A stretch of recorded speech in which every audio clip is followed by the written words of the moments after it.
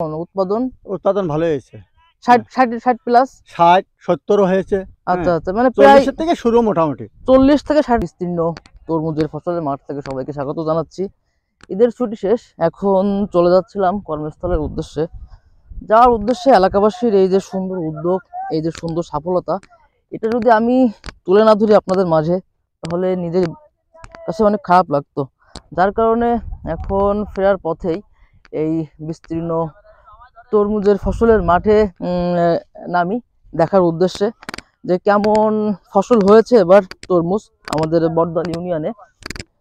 তো আপনারা দেখতে পাচ্ছেন যে অনেক সুন্দর ফসল এবার হয়েছে আলহামদুলিল্লাহ। এখানে আমরা দেখতে পাচ্ছি যে বিস্তীর্ণ ফসলের মাঠ।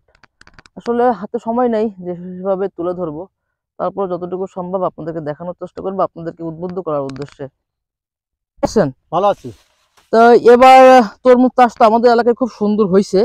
তো এই যে মাঠের পরিকল্পনাটা কিভাবে আসে, যে এলাকায় আমাদের এই জমিটা সবসময় ফেলানো থাকে, প্রায় সময় গরু বিচরণ করে, ওইভাবে বিভিন্ন ফসল নেওয়া হয় না। আমরা সাধারণত সাতক্ষীরার মানুষ একটা ফসল নিতে ভালোবাসি, বা এর থেকে যে অন্য কিছু করা সম্ভব এটা আমাদের মাথায় আসে না। তো আপনার মাথায় কিভাবে আসে এই প্ল্যানটা?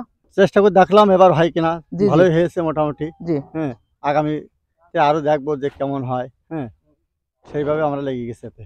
আলহামদুলিল্লাহ, এটা আসলে খুব ভালো একটা উদ্যোগ এবং খুব ভালো ফসল এবার হয়েছে আশানুরূপ গতবারের থেকে। আচ্ছা, 3 মাসের একটা ফসল খুব ভালো হচ্ছে এটা। তো এইটা হচ্ছে, এই বিলের নামটা কি? বড়দল, এটা ফকরাবাদ বিল। এর পাশাপাশি যে আপনার বাইনতলা শুকুরমুলি যে বিলগুলো আছে, ওগুলোতে কি সম্ভব এটা? হ্যাঁ। আপনার এখানে পানির ব্যবস্থা কিভাবে করতেছেন? আমরা খালের থেকে পানি নিয়েছি। খাল থেকে পানি নিচ্ছেন, অর্থাৎ যে জমির পাশে খাল আছে বা যেখানে একটু পানির ব্যবস্থা, সেখান থেকে পানি নিলে এটা চাষ করা সম্ভব, সুবিধা হয়। আচ্ছা, যদি কেউ বোরিং নিয়ে করতে চায়, বোরিং এর পানি নিলে হবে কি, আমরা আয়রন হলে বলে ভালো হয় না, খালের পানি হলে খুব বেশি ভালো হয় মনে হয়। তাহলে আমি যে সকল চাষি ভাইদের জমি খালের পাশে আছে, আমি বিনীত অনুরোধ করবো আপনারা এই ফসলটা একবার হইলেও পরীক্ষা করে দেখতে পারেন। এখানে আপনার বিঘা প্রতি খরচ কেমন হয়েছে আপনাদের? এখানে বিঘা প্রতি আমাদের খরচ হয়েছে 20 হয়েছে, 25 হয়েছে। 20 থেকে 25,000 টাকা বিঘা প্রতি খরচ হয়েছে, চাষ এবং সার এবং সবকিছু মিলাই আর সব মিলাই। আর উৎপাদন কেমন হয়েছে এবার?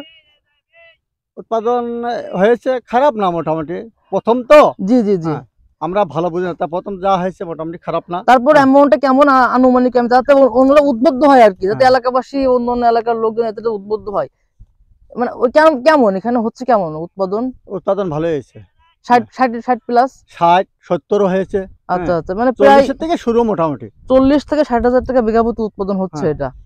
আচ্ছা আচ্ছা, তো এখানে আপনার ধানে কিন্তু এইভাবে আমাদের লাভ হয় না। ধানে সর্বোচ্চ 1 বিঘা ধানে 20 থেকে 25,000 টাকা লাভ হয়। সেখানে অনেক চ্যালেঞ্জিং, আপনার দেখা গেল তার থেকে এটা অনেক ভালো আর কি, অনেক ভালো। খরচ বেশি হলে মোটামুটি অনেক ভালো। এখানে যে বিক্রির যে বিষয়টা, দেখা গেল আমরা চাষ করলাম, কোথায় কিভাবে বিক্রি করব, আপনার বিক্রিটা কিভাবে কি হচ্ছে?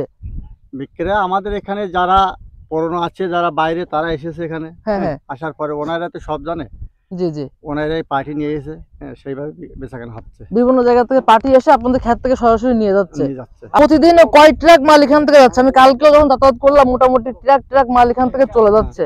প্রতিদিন কয় ট্রাকের মতো মাল যাচ্ছে এখান থেকে আঙ্কেল? এখানেতে 6-10 ট্রাকও চলে যাচ্ছে। প্রতিদিন 10 ট্রাক মাল চলে যাচ্ছে। এই প্রোডাকশনটা কতদিন হবে মনে করা যায় এটা? আর বেশি দিন নাই না? কতদিন ধরে প্রোডাকশন হচ্ছে এখান থেকে? 10 দিনের মধ্যে মানে ক্লিয়ার হয়ে যাবে। এরপরে কি ফসল চাষ করা যায় এখানে? আমাদের আছে ধান শুরু করবেন।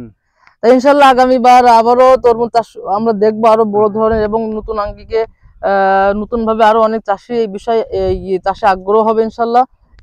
তো সবাইকে ধন্যবাদ জানিয়ে আমি এই ফকরাবাদের বিল থেকে বিদায় নিচ্ছি। আল্লাহ হাফেজ।